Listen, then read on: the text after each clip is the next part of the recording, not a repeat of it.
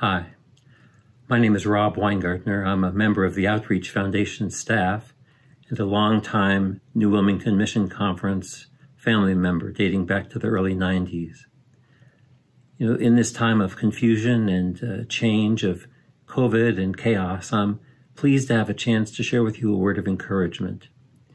This is a time when the church is being asked to rethink much of what it does and how it does things. It's also a time when the New Mission Conference is being forced to adapt and to change and to take up opportunities that didn't exist before because of challenges that also are new to us. I'm so thankful for the Mission Conference because it's one place that I think consistently has put before the church the questions that it needs to be wrestling with and the discussions that it needs to be holding at a deep level about the church's mission and purpose. I've heard it said several times at conference that to be baptized into Jesus Christ is to be commissioned into his mission society, his body at work in the world. And I so believe that that's true. And yet I know that it's hard sometimes for us to get our hands around that and to make that a reality in our everyday lives. It is to be a reality, though, the connection between discipleship and mission. You remember when Jesus approached the disciples along the shore of Galilee, Peter and Andrew and James and John, and said, "Follow me and I will make you fish for people." There's still a lot of fishing that needs to be done. Remember the last words that Jesus spoke to the disciples on the Mount of Ascension when he said, "You shall be my witnesses in Jerusalem and all Judea and Samaria and to the ends of the earth." Jesus makes clear this connection between following him and living for the sake of others.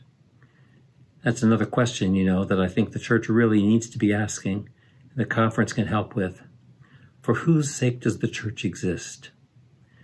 Regardless of what's on the sign as you leave the parking lot or the plaque inside the door or on the church bulletin on Sunday mornings or on the church sign, there are a lot of churches that live as though they exist for the sake of themselves rather than for the glory of God and the sake of his mission in the world.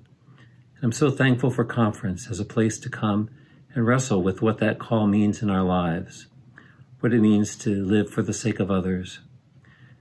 I've probably visited thousands of churches in my time with Outreach Foundation, and I'm afraid that Jesus would be disappointed in the answer that many of the churches give to that question, because they do live as though for the sake of themselves.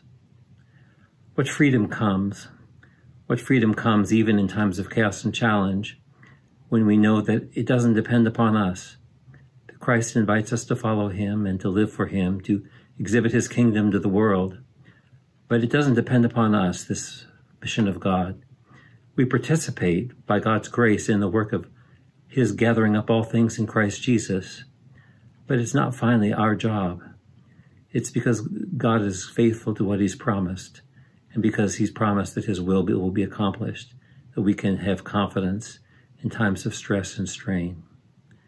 So even as conference is invited to think about itself in new ways, again, let me share with you my sense that conference is uniquely positioned to ask the important questions that are before the church and before a watching and waiting world. As we come together on Zoom and in different ways in the next couple of weeks, please know that you're in my prayers as all of our conversations will be together. May God richly bless you. Thank you. Bye.